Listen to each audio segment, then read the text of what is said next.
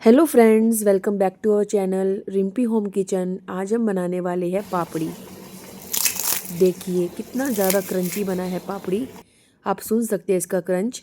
तो यहाँ पर मैंने ना 250 ग्राम्स लिया है मैदा, और 250 ग्राम्स मैदे में 6 ग्राम जाएगा नमक।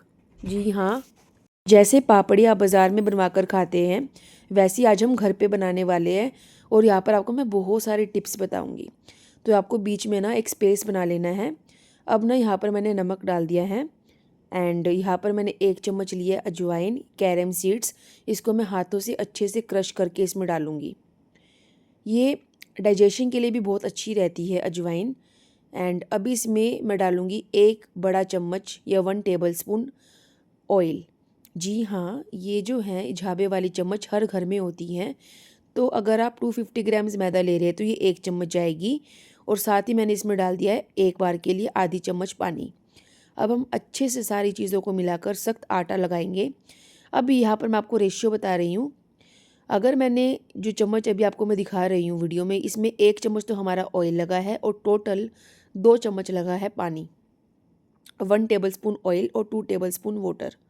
ठीक है, तो हमारा सख्त आटा लगकर तैयार हो गया है इतनी चीज़ों में। अब यहाँ पर सेकंड इम्पॉर्टेंट टिप ये है कि आपको आटे को बिल्कुल भी स्मूथ नहीं करना, ज़्यादा चिकना नहीं करना, ज़्यादा इसको काफ़ी देर तक नहीं मसलना। जैसे आपका आटा एक सार हो जाए, कंबाइंड हो जाए, फिर आपको इसको तब तक रेस्टिंग के लिए रखना है जब तक कि आप बाकी की प्रेपरेशंस नहीं कर लेते। बाकी की प्रेपरेशंस लाइक आपको अभी इस टाइम कढ़ाई में तेल डालकर रख देना है। जब आप इन पापड़ियों को फ्राई करेंगे, आप तेल अपनी चॉइस के अकॉर्डिंग, अपनी इच्छा के अकॉर्डिंग कोई भी ले सकते हैं। जैसे मैं मस्टर्ड ऑयल ले रही हूँ, सरसों का तेल। आप रिफाइंड ऑयल में भी फ्राई कर सकते हैं। ठीक है, अभी मैं सेकंड चीज़ क्या ले रही हूँ, यहाँ पर मैंने एक पेपर की शीट लगा दी है। ठीक है, हम जितनी भी पापड़ियाँ बेलेंगे वो सारी इस शीट के ऊपर रखेंगे। हम किसी भी प्लेट का इस्तेमाल नहीं करेंगे, बिकॉज अगर आप प्लेट पे वे पापड़ियाँ बनाकर रखेंगे, हम काफ़ी पतली बनाएंगे साइज़ में, जैसी मार्केट से हमें मिलती हैं। अगर आपने इतनी पतली पापड़ियाँ प्लेट में रख दी तो सारी प्लेट पर ही चिपक जाएंगी। अभी मैंने फ्लेम को ऑन नहीं करा है। फ्लेम में जब ऑन करूँगी तो आपको मैं बताऊँगी किस टाइम आपको फ्लेम को ऑन करना है। नेक्स्ट टिप ये आती है कि जो आटा है जो आपने पापड़ी के लिए बनाकर रखा है, उसको आपको बिल्कुल भी सूखा नहीं होने देना। यानी बिल्कुल भी फ़ैन ऑन नहीं होना चाहिए, जिससे कि पापड़ी के ऊपर एक सूखी लेयर आ जाए, सूखी परत आ जाए। अगर ऐसी चीज़ हो गई तो पापड़ियाँ अच्छे से नहीं सिक पाएंगी, अच्छा टेक्सचर नहीं आ पाएगा। ठीक है, तो अभी मैंने सिर्फ इसको 2 ही मिनट के लिए रेस्टिंग पे रखा था, जब मैंने तेल डाला और मैंने वो शीट लगाई। ठीक है, तो अब मैंने एक बड़ी बोल लेकर उसको लंबा कर लिया, और अब मैं इसकी छोटी छोटी बॉल्स निकाल रही हूँ, जितने साइज़ की हमें पापड़ियाँ बेलनी है। पापड़ी का जो साइज़ है वो मीडियम रहना चाहिए, ना बिल्कुल बड़ी बड़ी पापड़ियाँ बनानी, ना बिल्कुल छोटी बनानी। ठीक है, साइज़ उसका मीडियम रहेगा। अभी मैं यहाँ पर ऑयल या घी, आप कुछ भी लगा सकते हैं चकले पे। अगर आप ऑयल लगाकर इसको बेलेंगे तो काफ़ी पतली बेलेगी पापड़ी। ठीक है, नेक्स्ट टिप ये आती है कि आप ना एक पापड़ी के ऊपर दूसरी पापड़ी रखेंगे, और ऐसे करते हुए हम स्मॉल बैचेस बनाएंगे। अभी वो आपके आगे बताऊंगी मैं क्या बताना चाह रही हूँ। अभी मैंने दूसरी पापड़ी भी बेल ली है, तो इसको मैं एक पापड़ी के ऊपर रख दूंगी। तो जितनी भी पापड़ियाँ मैं बेलती जाऊंगी वो मैं एक के ऊपर एक रखती जाऊंगी।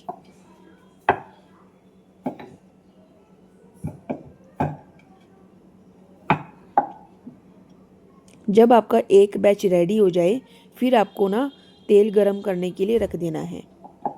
जो तेल का टेम्परेचर है ना, वो एक्सट्रीमली हॉट नहीं होना चाहिए, ना ही ठंडा रहना चाहिए। अगर तेल ठंडा रह गया ना तो सारा जो पपड़ियाँ हैं वो तेल पी जाएंगी, अच्छे से नहीं सीख पाएंगी। देखिए मैंने एक बैच रेडी कर लिया है, और अब मैं दूसरा बैच रेडी कर रही हूँ। ऐसे आपको छोटे छोटे बैचेस बना लेने हैं, और आपको उतना ही बैच बनाना है जितना एक बार में कढ़ाई में आ सके। ठीक है, अगर तेल का टेम्परेचर एक्सट्रीमली हॉट रह गया ना, तो जैसा आप इसमें पपड़ियाँ डालेंगे वो सारी गोलगप्पे की तरह फूल जाएंगी, जो हमें बिल्कुल भी नहीं चाहिए। तो यहाँ पर मैंने दूसरा बैच भी रेडी कर लिया है। ऐसे आपको सारे छोटे छोटे बैचेस तैयार कर लेने हैं। इस टाइम आप कढ़ाई में तेल गरम करने के लिए रख दीजिए। पपड़ियाँ बिल्कुल भी नहीं सूखनी चाहिए। आप ना पपड़ियों के ऊपर, जैसे जब आप एक बैच फ्राई करते हैं तो आप दूसरे बैच के ऊपर कपड़ा रख दीजिए। ठीक है, जब आप सेकंड बैच फ्राई करें तो जो आपने थर्ड बैच रेडी किया होगा उसके ऊपर आप कपड़ा रख दीजिए। देखिए अब मैंने पेपर को उल्टा किया, सारी की सारी पपड़ियाँ मेरी हथेली पर आ गई। जो पपड़ी का नीचे वाला हिस्सा था वही हिस्सा तेल में भी नीचे ही रहना चाहिए। अभी मैं इस झारे को तेल में डाल दूंगी और कुछ ही सेकंड्स में सारी पपड़ियाँ झारे से अपने आप ही अलग हो जाएंगी।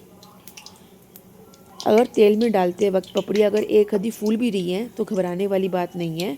आप इतनी सारी पपड़ियाँ बना रहे हैं, अगर एक आधी पापड़ी फूल भी जा रही है तो कोई दिक्कत वाली बात नहीं है।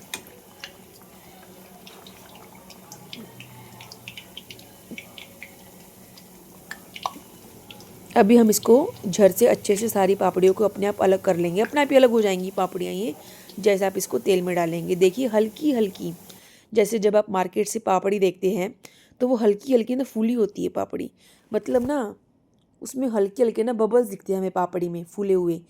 तो बिल्कुल बाजार जैसा टेक्सचर आएगा इस पापड़ी के अंदर।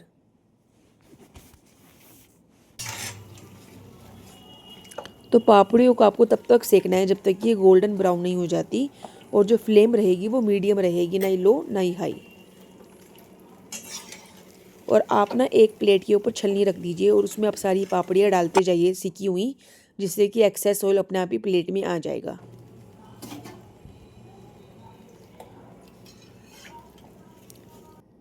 एक पहचान ये भी होती है जब पापड़ियाँ सिक जाती है ना तो पापड़ी के अंदर जो बबल्स बन रहे होते हैं ना वो बिल्कुल कम हो जाते हैं। तो इससे हमें ये भी पता लग जाता है कि जी हाँ, जो हम बना रहे हैं, जो हम फ्राई कर रहे हैं वो अच्छे से फ्राई हो गया है। अभी मैं यहाँ पर सेकंड बैच फ्राई कर रही हूँ। सेम इसी तरीके से हमें फ्राई करना है।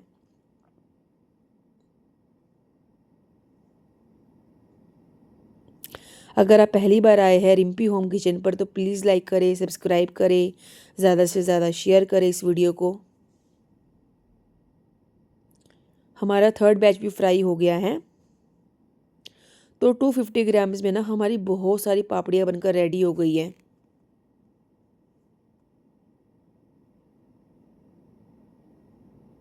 देखिए अभी मैं आपको वापस दिखाती हूँ। मैंने पेपर को टर्न किया, जो पापड़ी का नीचे वाला हिस्सा था वो मेरे हाथ के ऊपर आ गया, और इसको अब मैं वापस झारे के ऊपर रख दूँगी। यानी जो पापड़ी का नीचे वाला हिस्सा है, जब आप पापड़ी को बेल कर रखते हैं वही नीचे वाला हिस्सा तेल में भी रहना चाहिए। ठीक है, आई होप अब आप अच्छे से क्लियर कर पा रहे हैं।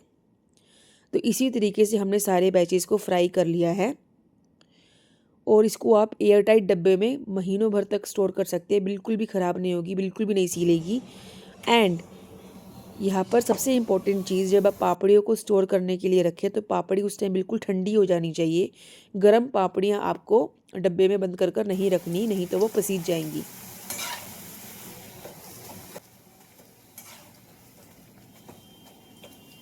अभी आपको मैं पापड़ी का क्रंच दिखाती हूँ, काफ़ी गर्म है पापड़ी अभी। वाह, इतना ज़्यादा क्रंची बना है। जब भी ठंडी हो जाएगी ना तो ये और ज़्यादा क्रंची लगेगी, क्योंकि अभी गरम गरम है तो हल्की हल्की सॉफ्ट होती है गरम में, तो अब इतनी क्रंची है। जब भी ठंडी हो जाएगी ना तो बिल्कुल और भी ज़्यादा क्रंची आपको ये सुनाई पड़ेगी। तो सारे बैचेस हमारे ऑलरेडी फ्राई हो गए हैं। अब इसको मैंने निकाल लिया है छलनी में।